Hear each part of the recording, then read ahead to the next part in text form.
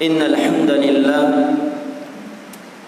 نحمده تعالى ونستعينه ونستغفره ونعوذ بالله من شرور أنفسنا ومن سيئات أعمالنا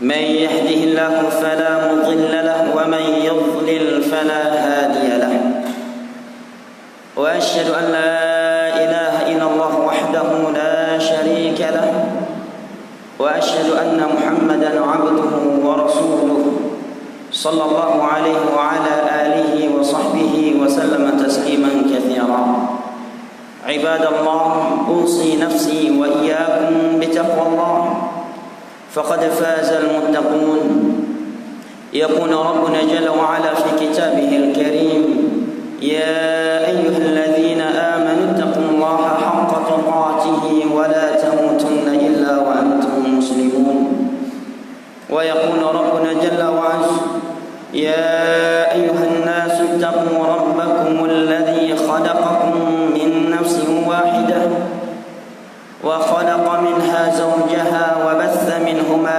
رجالا كثيرا ونساء واتقوا الله الذي تساءلون به والأرحام إن الله كان عليكم رقيبا ويقول ربنا جل جلاله يا أيها الذين آمنوا اتقوا الله حق تقاته ولا تموتن إلا وأنتم مسلمون يا أيها الذين آمنوا اتقوا الله وقولوا قولا سديدا يصلح لكم أعمالكم ويغفر لكم ذنوبكم ومن يطع الله ورسوله فقد فاز فوزا عظيما أما بعد فإن أصدق الحديث كلام الله وخير الهدي هدي محمد صلى الله عليه وسلم وشر الأمور محدثاتها فإن كل محدثة بدعة وكل بدعة ضلالة أعاذني الله وإياكم من النار عباد الله sidang salat Jumat rahimani wa rahimakumullah. Pada kesempatan khutbah Jumat kali ini, khatib ingin mengajak jamaah sekalian yang dimuliakan Allah rahimani wa rahimakumullah untuk merenungi dan memetik akan hikmah dari hadis Nabi sallallahu alaihi wasallam berikut ini, yaitu sebuah hadis yang diriwayatkan oleh Imam Muslim dari sahabat Nabi sallallahu alaihi wasallam Abu Malik Al-Asy'ari radhiyallahu anhu, bahwa Rasulullah sallallahu alaihi wasallam bersabda, kullun nasi yaghdu fabayi'un nafsahu famu'tiquha aw mubiquha. Seluruh manusia di dunia ini sedang berjalan, seluruh mereka sedang berjuang, maka ada yang berjuang untuk masuk ke syurga dan ada pula yang berjuang untuk dilemparkan ke dalam neraka. Jamaah yang dimuliakan Allah Jalla wa'ala, rahimani wa rahimakumullah, sekilas susunan kata-kata dari potongan hadis Nabi sallallahu alaihi wasallam di atas sangatlah ringkas, sangatlah ringan, tetapi sangatlah tajam sindiran dari Nabi sallallahu alaihi wasallam untuk kita yang tersirat di dalamnya. Sungguh sangat dalam maknanya dan sungguh sangat mencakup kandungannya, di mana Nabi sallallahu alaihi wasallam bersabda, kullun nasi yaghdu, seluruh manusia yang di dunia ini sedang berjalan. Dalam kacamata Islam tidak ada istilah berjalan di tempat atau mundur ke belakang, karena seluruh manusia di dunia ini dengan status sosial mereka yang berbeda-beda dan aktivitas mereka yang beraneka ragam, pada hakikatnya mereka semua sedang berjalan, yaitu berjalan menuju kematian, berjalan menuju alam barzakh yang di dalamnya berisi azab atau nikmat. Tidak ada kondisi yang ketiga sampai hari kiamat kelak. Berjalan menuju hari kiamat, berjalan menuju padang mahsyar, berjalan menuju hisab, menuju mizan, menuju nashrus suhuf, perintah mengambil catatan-catatan amalan,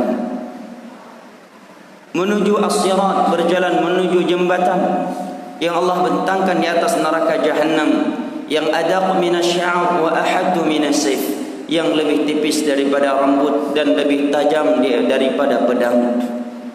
Di atasnya ada duri-duri yang akan menyambar orang-orang yang diperintahkan oleh Allah. Di ujung jembatan tersebut, Nabi kita sallallahu alaihi wasallam menunggu umatnya sembari berdoa, Rabbi sallim sallim, ya Allah selamatkan dia, ya Allah selamatkan dia. Hanya saja kata Nabi sallallahu alaihi wasallam, tajri bihim a'maluhum, hanya amalan soleh mereka lah yang dapat membuat mereka melewati jembatan tersebut. Mereka akan berjalan menuju Al-Qantarah setelah As-Sirat, yaitu sebuah tempat yang di sana akan ditegakkan qisas di antara manusia. Apabila dahulunya dia pernah menzalimi manusia pada harta, pada kehormatan atau darah mereka, maka setelah dia lewat As-Sirat yang semestinya dia boleh langsung masuk syurga, rupanya dia harus berhenti dan dia diberhentikan dan dia diberdirikan di hadapan Allah di kantor tersebut untuk ditegakkan qisas. Dia harus membayar kezaliman yang telah ia lakukan di dunia dengan kebaikan-kebaikan amalan yang telah ia lakukan. Apabila amalan-amalan saleh yang telah ia lakukan tersebut tidak cukup untuk membayar kezalimannya, maka dosa-dosa korban kezalimannya akan Allah ambil dan Allah transferkan kepadanya. Setelah itu dia akan menuju syurga dan neraka, andai kata dia tidak termasuk ashabul a'raf, sebuah tempat yang berada di antara syurga dan neraka. Di sana Allah berhentikan orang-orang yang kebaikannya setara kejelekannya dan kejelekannya pun setara dengan kebaikannya, sampai Allah Jalla wa'ala memutuskan hukumnya kepada mereka yang sesuai dengan keadilan dan rahmat serta hikmahnya. Setelah itu barulah berujung dengan syurga atau neraka. Orang yang telah masuk ke dalam syurga, dia akan kekal selama-lamanya dan tidak akan keluar darinya. Sedangkan orang yang masuk ke dalam neraka, Allah Jalla wa'ala ada yang kekal selama-lamanya di dalamnya karena dia mati tidak berada di atas ajaran Nabi Muhammad SAW, atau dia membawa dosa-dosa yang dapat membatalkan keislamannya. Dan ada pula yang masuk ke dalamnya untuk dibersihkan dari dosa-dosa maksiat yang telah ia lakukan ketika di dunia, yang mana dosa-dosa tersebut masih di bawah kesyirikan dan kekufuran. Maka mereka akan bersihkan di dalam neraka tersebut, kemudian dimasukkan ke dalam syurga. Inilah perjalanan kita jamaah yang dimuliakan Allah. Perjalanan kita masih sangat panjang. Perjalanan yang sedang kita tempuh saat ini adalah perjalanan kedua jamaah yang dimuliakan Allah. Adalah periode yang kedua. Perjalanan setelah kematian kita masih jauh lebih panjang dan jauh lebih mengerikan. Allah Jalla wa'ala berfirman di dalam surat Ali Imran, kullu nafsin dha'iqatul maut wa innama tuwaffawna ujurakum yawmal qiyamah faman zuhziha 'anil nari wa udkhilal jannata faqad faz wa mal hayatud dunya illa mata'ul ghurur. Setiap yang bernyawa pasti akan mati.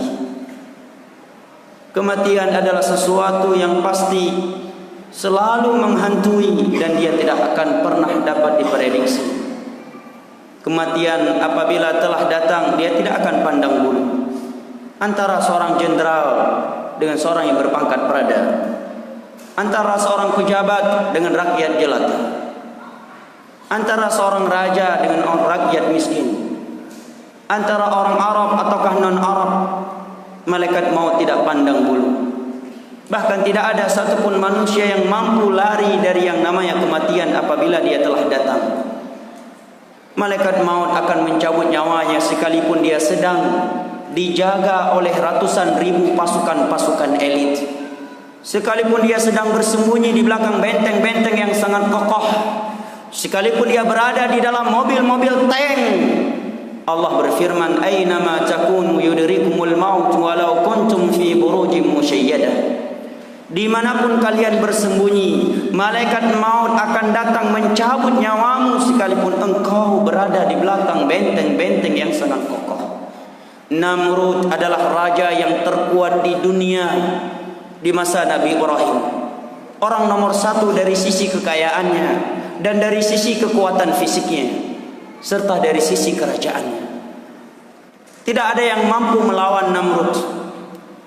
Saking bengisnya Namrud, dia tidak bisa melihat ada wanita yang cantik di dalam negerinya, melainkan dia perkosa. Sampai-sampai dia ingin memperkosa istri Nabi Allah, Nabi Ibrahim yang bernama Sarah.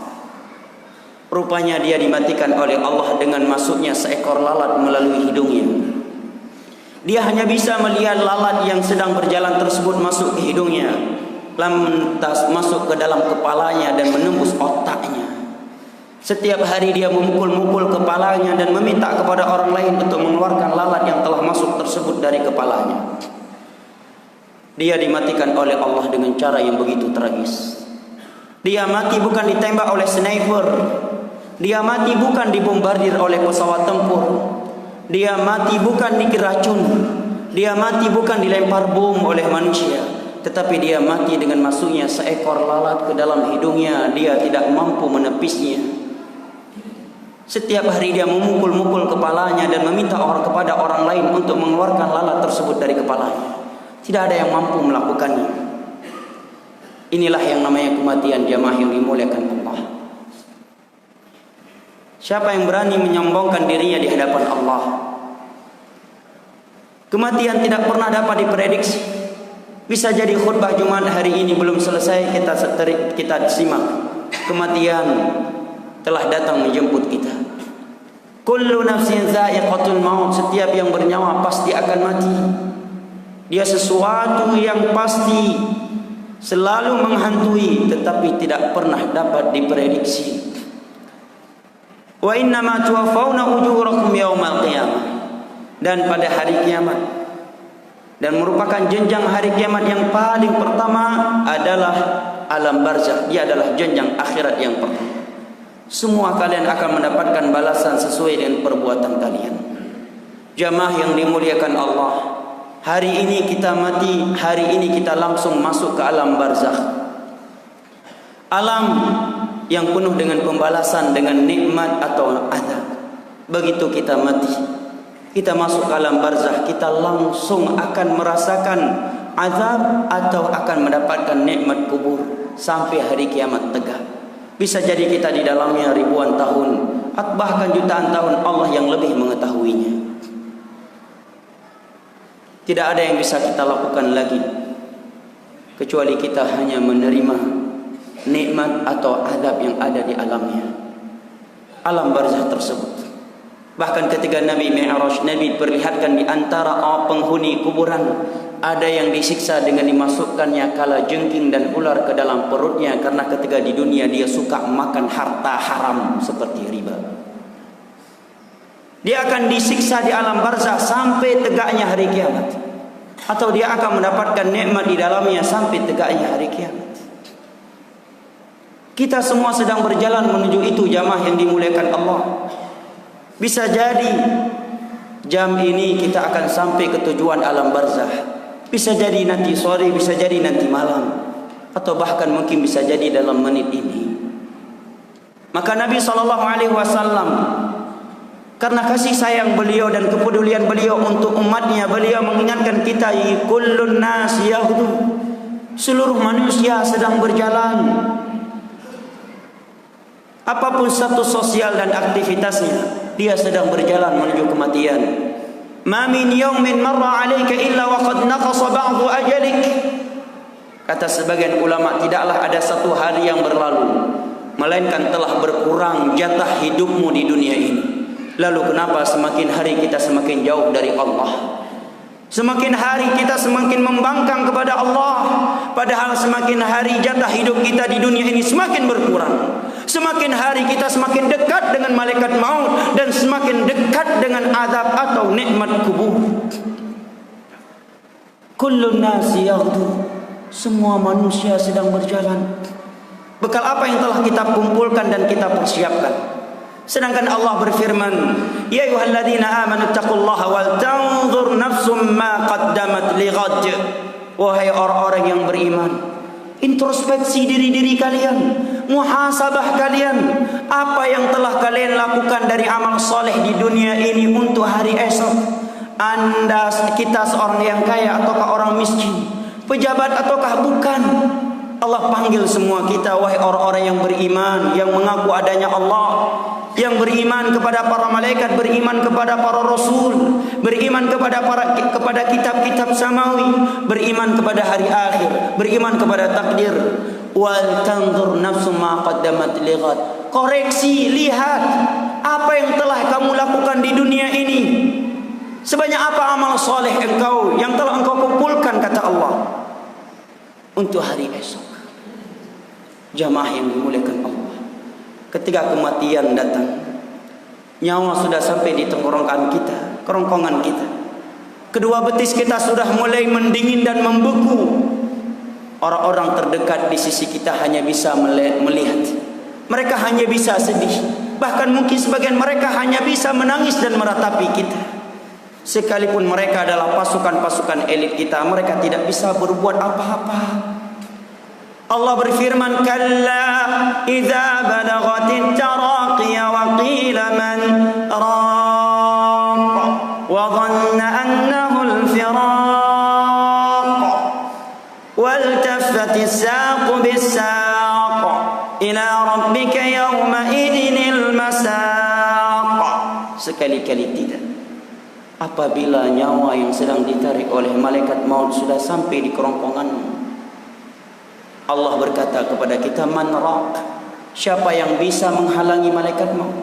Anda seorang prajurit, Anda punya senjata, Anda punya harta, Anda punya kerajaan. Begitu nyawa Anda ditarik oleh malaikat maut, Anda hanya bisa meleleh. Pasukan-pasukan elit Anda hanya bisa melihat dan sedih serta menangis. Anak istri hanya bisa menangis, sedih dan meratapi. Di depan mereka nyawa kita ditarik oleh malaikat maut. Kedua betis kita mulai mendingin dan mulai membeku. Allah katakan kepada kita, man raq, siapa yang mampu menghalangi malaikat maut untuk mencabut nyawa engkau saat itu. Sekalipun engkau ada pasukan-pasukan elit yang ada di dunia ini, yang ditakuti oleh manusia yang ada di sekelilingmu, malaikat maut tidak pandang bulu. Man raq, kata Allah, siapa yang bisa menghalangi malaikat maut dari mencabut nyawa? Tsunami datang di daerah kami, mulai mengambil ratusan ribu nyawa, tidak sampai satu hari. Semua kalangan dicabut nyawanya oleh Allah, tidak ada yang mampu menghalangi malaikat maut.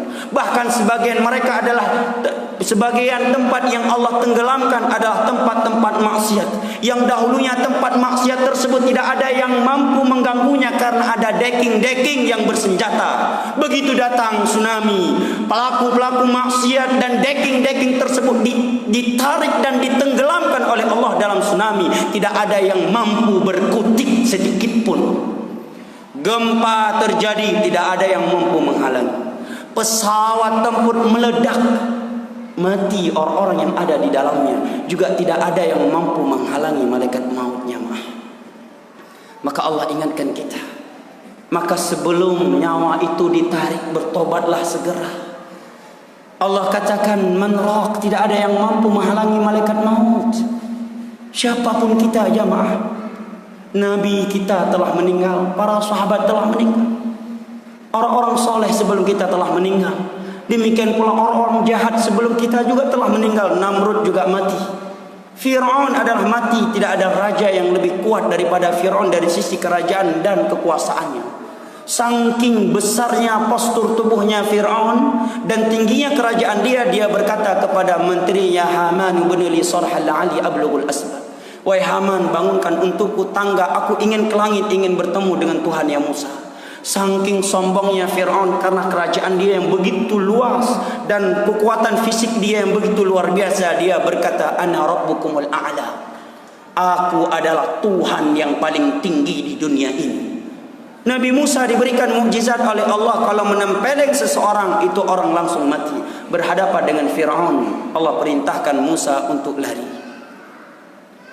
Rupanya Fir'aun juga telah mati, jamaah. Abu Lahab juga telah mati. Maka di dalam hadis ini Nabi ingatkan kita, semua kita sedang berjalan menuju itu, jamaah. Dan semua manusia dan aktivitas serta status sosial mereka yang berbeda-beda mereka semua sedang berjuang untuk masuk syurga atau berjuang untuk dilemparkan ke dalam neraka Allah, ia sadari ataukah tidak. Barakallahu li wa lakum fil Qur'anil azim wa nafa'ani wa iyyakum bima fihi minal ayati wa dzikril hakim innahu huwas sami'ul alim.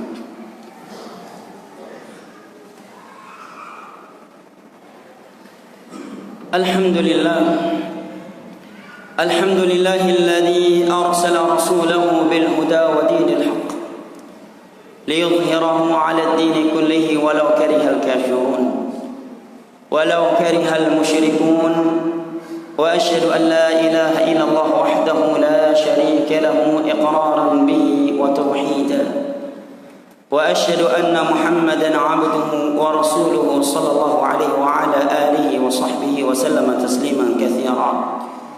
عباد الله، أوصي نفسي وإياكم بتقوى الله فقد فاز المتقون.